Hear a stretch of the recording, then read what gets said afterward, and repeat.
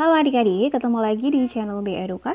Yuk kita lanjutkan belajar mempersiapkan UTBK SNBT 2023. Di video kali ini kita akan membahas soal-soal UTBK mengenai penalaran umum. Nah, langsung saja ke soal yang pertama. Di sini disajikan bacaan yang cukup panjang. Nah, kalau kita tahu di sini ada bacaan yang cukup panjang, maka kita langsung fokus saja ke bagian soalnya. Nah, soalnya adalah berdasarkan paragraf di atas, manakah simpulan di bawah ini yang paling benar? Oke. Untuk soal yang cukup panjang seperti ini, kalau kita disuruh mencari simpulannya, biasanya itu berhubungan sama silogisme matematika. P maka Q, Q maka R, maka nanti kesimpulannya apa. Nah, berarti tugas kita adalah mencari bacaan atau mencari kalimat yang sekiranya bisa kita umpamakan menjadi P, Q, dan R atau seterusnya. Nah, caranya kita langsung scanning saja kira-kira kalimat mana yang saling berhubungan. Oke, kalau kita baca sekilas, ternyata ini ada kalimat yang kedua, di mana semua perempuan yang menikah usia dini berisiko tinggi untuk bercerai. Hal tersebut dipicu oleh perkembangan emosi yang masih belum matang, di mana sebagian dari perempuan yang berisiko tinggi untuk bercerai mengalami kekerasan dalam rumah tangga. Nah, ini kan kalimatnya saling berhubungan ya. Kalau kita misalkan nih, semua perempuan yang menikah usia dini, ini adalah P-nya. Kemudian beresiko tinggi untuk bercerai, ini adalah Q-nya. Kemudian sebagian dari perempuan yang beresiko tinggi untuk bercerai, ini tadi adalah Q-nya, mengalami kekerasan dalam rumah tangga. Ini adalah R-nya. Ya, jadi kalau kita tuliskan ada P, maka Q, kemudian ada Q, maka R, maka gimana simpulannya? Oke, simpulannya adalah cukup mencoret sesama Q-nya, sehingga yang tersisa itu adalah P, maka R. Nah, jadi mana nih di antara opsi A sampai E yang isinya adalah pernyataan P, maka R? Oke, kita cek mulai dari opsi yang A. Sebagian perempuan yang bercerai tidak mengalami masalah kehamilan. Ini enggak ya. Kemudian yang B, sebagian perempuan yang perkembangan emosinya belum matang tidak menikah di usia dini, ini juga tidak sesuai dengan isi bacaan. Kemudian yang C, sebagian perempuan yang menikah usia dini mengalami kekerasan dalam rumah tangga. Oke, ini cocok. Coba kita kembali lagi ke bacaannya.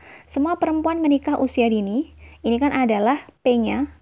Kemudian kan tadi si kesimpulannya adalah P maka R, maka R-nya adalah mengalami kekerasan dalam rumah tangga, sehingga P maka R ini kalau kita bisa gabungkan kalimatnya menjadi sebagian perempuan yang menikah usia dini mengalami kekerasan dalam rumah tangga. Nah, kenapa kok kesimpulannya menggunakan sebagian bukan semuanya? Oke, kalau kita perhatikan soalnya, di sini kan ada kata semua pada kalimat yang P. Kemudian pada kalimat yang Q, ini kan di sini ada kata sebagian. Jadi kalau ada kata semua dan kata sebagian, yang kita pakai kesimpulannya adalah yang sebagian. Jadi kesimpulannya bukan menggunakan kata semua lagi, melainkan sebagian ya. Karena tadi di sini ada semua, kemudian di sini kalimat yang lainnya itu menggunakan sebagian. Maka kesimpulannya juga pasti sebagian, bukan semua. Jadi kesimpulan yang tepat adalah sebagian dari P tadi adalah perempuan yang menikah usia dini, maka RR-nya adalah mengalami kekerasan dalam rumah tangga. Jadi jawaban yang tepat adalah opsi yang C. Mudah ya, jadi kita di pertama, kita scanning dulu bacaannya, kemudian kita cari kalimat mana yang saling berhubungan, lalu kita misalkan dengan P maka Q dan seterusnya. Kalau sudah, kita cari simpulannya dan dicocokkan dengan bacaan yang ada, kira-kira jawaban mana yang paling tepat. Gitu ya, itu tadi untuk soal yang pertama, jawaban yang tepat adalah opsi yang C.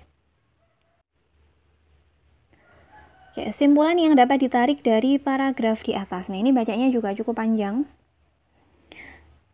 Simpulannya kira-kira apa dari bacaan ini? Nah, kalau ini kan berupa fakta ya, atau berupa pernyataan dari seseorang. Jadi kita coba baca dulu. Menurut Nur Hayati 2015, pengetahuan akan dampak pernikahan usia dini berkontribusi kuat terhadap sikap dan pengambilan keputusan untuk menikah usia dini. Semakin tinggi pengetahuan perempuan tentang dampak tersebut, maka sikap terhadap pernikahan usia dini semakin negatif.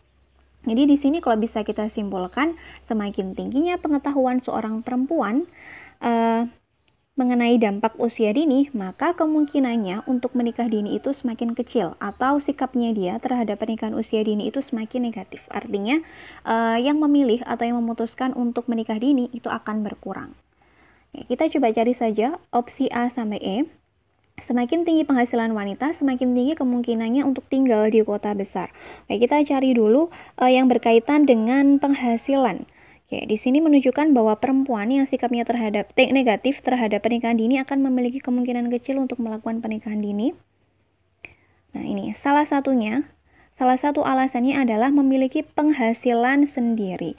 Jadi justru kalau perempuan yang dia itu sudah memiliki pengetahuan akan pernikahan dini, dia bisa memilih untuk bekerja terlebih dahulu. Jadi bukan kok karena semakin tinggi penghasilan wanita, maka semakin tinggi kemungkinannya untuk tinggal di kota besar. Ini tidak ada hubungannya ya, karena mereka yang berpenghasilan tinggi itu biasanya mereka yang tinggal di kota besar, bukan kok karena mereka memilih untuk tinggal di kota besar. Jadi jawaban yang A ini salah. Kemudian yang B, jika pengetahuan wanita akan dampak pernikahan usia dini semakin tinggi, wanita lebih memilih berkarir dibandingkan menikah. Ini juga enggak ya. Tadi itu maksudnya dengan tingginya pengetahuan wanita itu menjadikan dia tidak melakukan pernikahan dini, namun menunda pernikahan tersebut menunggu hingga waktunya yang tepat atau menunggu sampai usianya matang. Bukan kok karena dia itu malah tidak memilih menikah kemudian malah milih berkarir, itu enggak. Jadi dia tetap menikah tapi dia menikah di usia yang tepat. Jawaban yang B ini juga salah.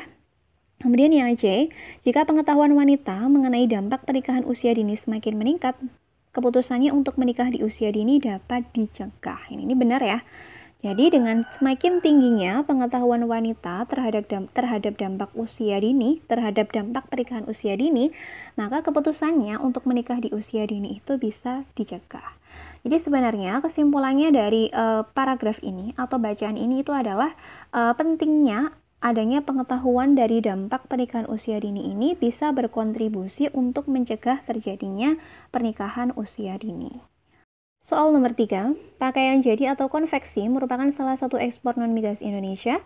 Nilai ekspor konveksi tekstil tersebut merupakan terbesar ketiga setelah batu bara, yakni sebesar 20,63 miliar US dollar dan minyak sawit sebesar 17,89 miliar US dollar. Data Pusat Statistik nilai ekspor pakaian jadi nasional AS sepanjang tahun 2018 mencapai 3,78 miliar US dollar atau sebesar 52,87 triliun, tumbuh sebanyak 9,3% dari tahun sebelumnya. Negara tujuan ekspor konveksi yang kedua itu adalah di Jepang dengan nilainya 740,9 juta US dollar dan yang ketiga itu adalah Jerman sebesar 372,48 juta US dollar. Berdasarkan paragraf di atas, manakah kesimpulan yang paling mungkin benar? Nah, kira-kira mana nih kesimpulan yang paling mungkin benar? Kita cek mulai dari opsi yang A.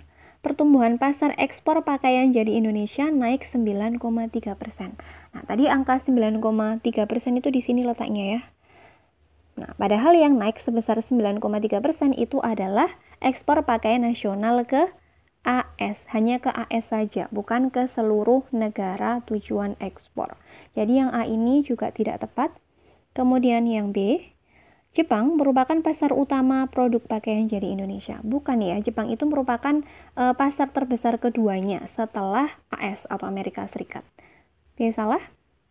Yang C, pasar utama produk pakaian jadi Indonesia adalah Amerika Serikat. Benar. Jadi pasar utamanya pakaian jadi Indonesia itu Amerika Serikat.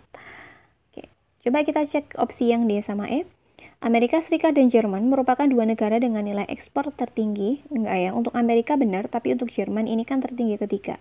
Kemudian yang E, nilai ekspor pakaian jadi Indonesia ke Amerika Serikat lebih sedikit daripada tahun lalu. Tidak, padahal ekspor ke Amerika Serikat itu justru mengalami kenaikan sebesar 9,3%.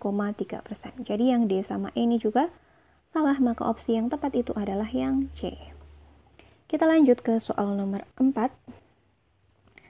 Berdasarkan paragraf di atas, jika Arpana diluncurkan setelah teknologi paket switching dan IMP, manakah di bawah ini simpulan yang paling mungkin benar? Nah, kalau ini jawabannya, soal bacaannya itu cukup panjang, maka kita langsung cari ke bagian kalimat yang ada kata teknologi paket switching dan IMP. Oke, letaknya adalah di sini ya, jaringan komputer bla bla bla, dikenal dengan nama ARPANET atau mulai diluncurkan pada tahun 1969 setelah keberhasilan uji coba teknologi paket switching dan pembangunan IMP atau Interface Message Processor. Oke, kita cek mulai dari yang pertama. Oh ini, IMP merupakan generasi pertama dari router yang merupakan komponen yang memungkinkan setiap komputer terhubung satu sama lain dalam internet. Oke, kalau kita cek mulai dari jawabannya A, internet dapat terhubung tanpa melalui IMP. Tentu nggak bisa ya, karena IMP ini kan merupakan routernya. Kemudian yang B, internet menjadi sambungan jarak jauh karena IMP juga enggak. Lalu jaringan internet tersedia karena komputer yang terhubung dalam IMP. Ya, ini benar ya. Jadi jaringan internet itu tersedia karena komputer-komputer itu nih terhubung satu sama lain dalam IMP. Internet dapat muncul dalam sistem komunikasi tanpa sistem komunikasi paket switching. Ini enggak. Internet merupakan komponen pendukung dari komunikasi paket switching. Ini juga enggak. Jadi jawaban yang tepat adalah opsi yang C. Soal berikutnya, ini bacaannya cukup panjang, maka kita langsung ke pertanyaannya. Berdasarkan paragraf di atas, apabila luas daerah hutan gundul mengalami peningkatan, manakah di bawah ini simpulan yang paling mungkin benar? Oke, kita langsung aja scanning di paragrafnya. Kira-kira kalimat mana yang ada hubungannya dengan luas area hutan gundul mengalami peningkatan? Oke, ternyata ada di sini ya, minyak sawit juga tidak baik bagi lingkungan karena menjadi penyebab utama penggundulan hutan tropis. Alih fungsi hutan menjadi perkebunan kelapa sawit diketahui telah mengurangi luas hutan tropis secara signifikan. Oke, kita langsung cek satu persatu mulai dari opsi yang A. Harga kelapa sawit menurun signifikan. Ini nggak ada hubungannya antara hutan gundul sama harga kelapa sawit. Yang B, inovasi produk minyak sawit meningkat. Ini juga tidak dibahas. Yang B, pengalihan fungsi hutan lindung terhenti. Nah, di sini kan nggak dijelaskan ya hutan yang dimaksud itu hutan lindung atau bukan. Jadi kita tidak bisa memastikan jawaban ini salah atau benar.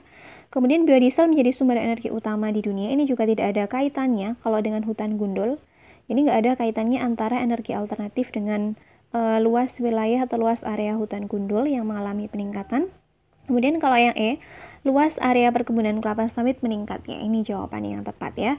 Jadi kalau semakin banyak atau semakin luas area hutan menjadi gundul, maka otomatis perkebunan sawitnya ini juga meningkat karena tadi hutan gundulnya itu dimanfaatkan untuk menanam kelapa sawit. Jadi jawaban yang tepat itu adalah opsi yang E.